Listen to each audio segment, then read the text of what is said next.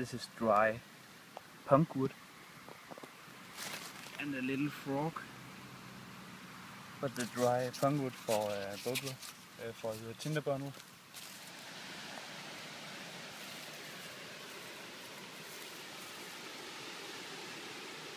Excellent for tinder bundle.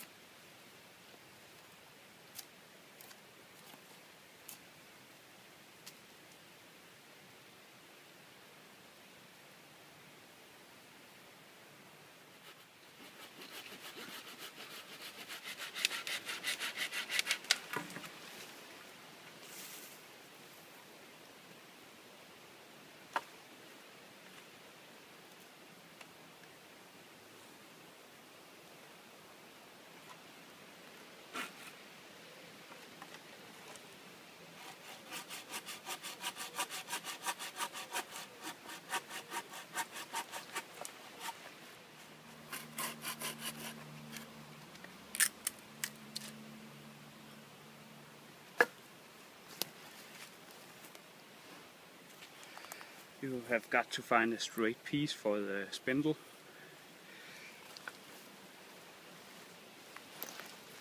And this will be my board that I will drill in.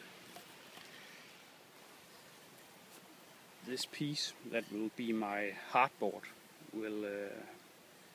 is too small for just to split and use as a board.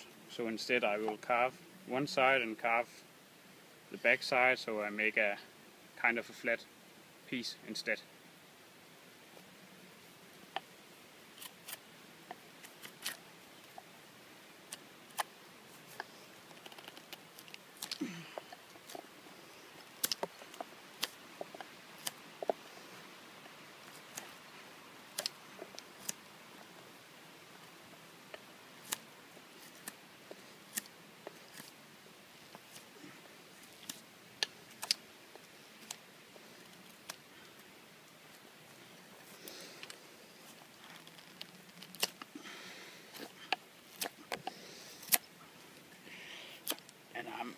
Hoping this is dry enough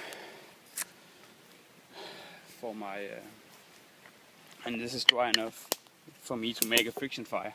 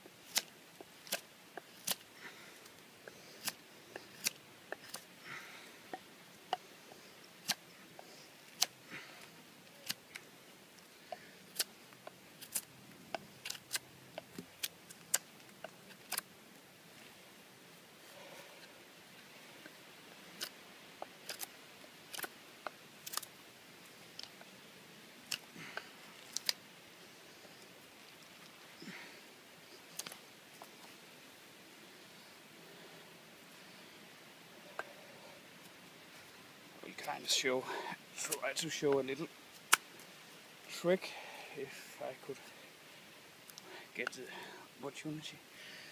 if you are using the chest level grip and you end it in a cut that's too deep for you to complete, you can put it, secure the knife all up in the cut you're doing, and then hold it here, and then hit.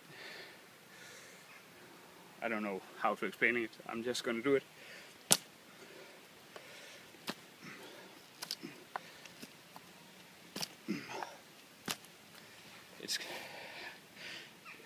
It's more safe than it looks.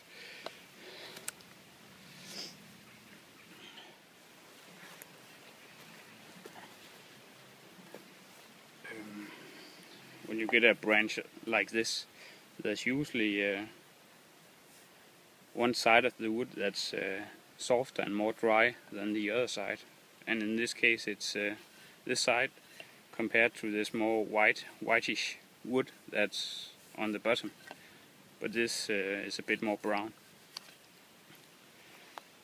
And you can also make marks with your nail easier in the softwood, and it's usually the softwood that's easiest to make a friction fire from.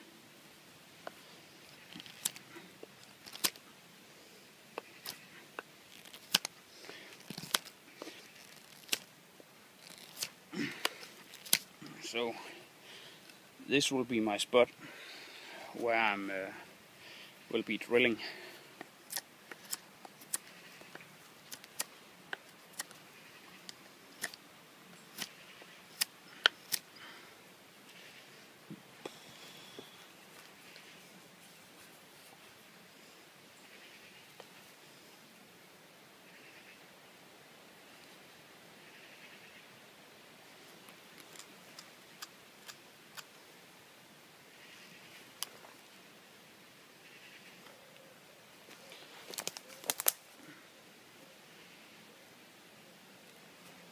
It's a bit difficult to show safely on camera.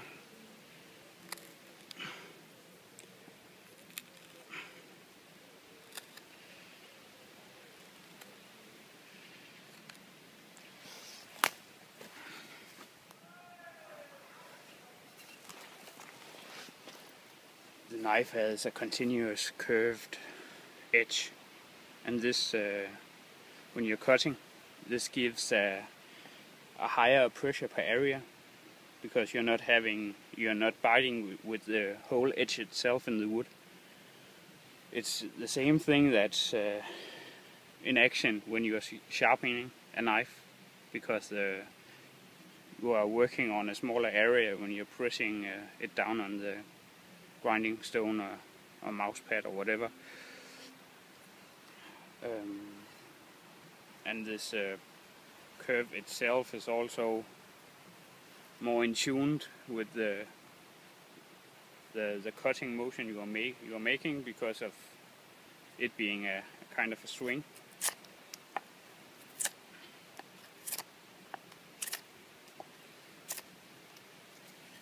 I don't know if you can imagine that, but this way with the curved edge you are not working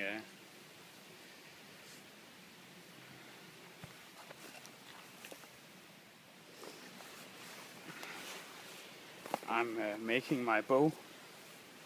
It's quite straight, and I have flattened out the outer part because I want to make a hole here for securing the bow drill string.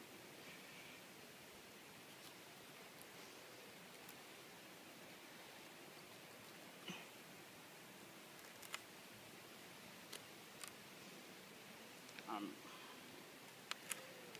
trying to do it so you can see it.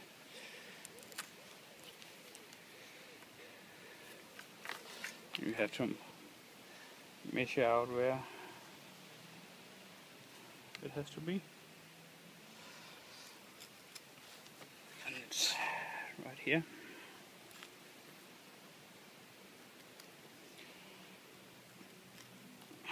As I said in the first video, this knife has an excellent balance between tip strength and workability or cutting efficiency, whatever you're calling it.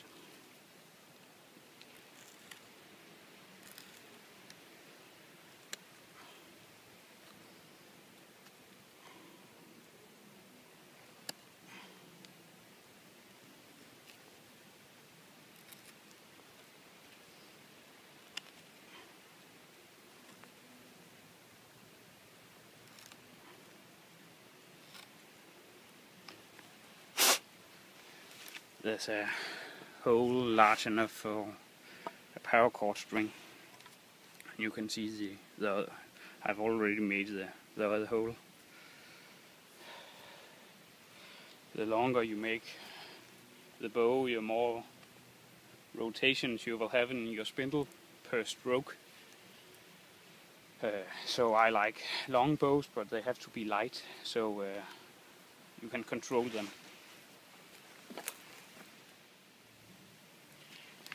So it's getting dark, so I have to hurry a little bit. Just putting the paracord through and then doing a quick release knot. Quite simple.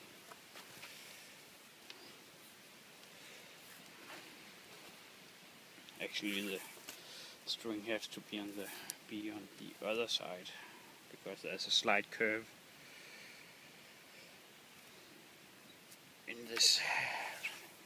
in my bow.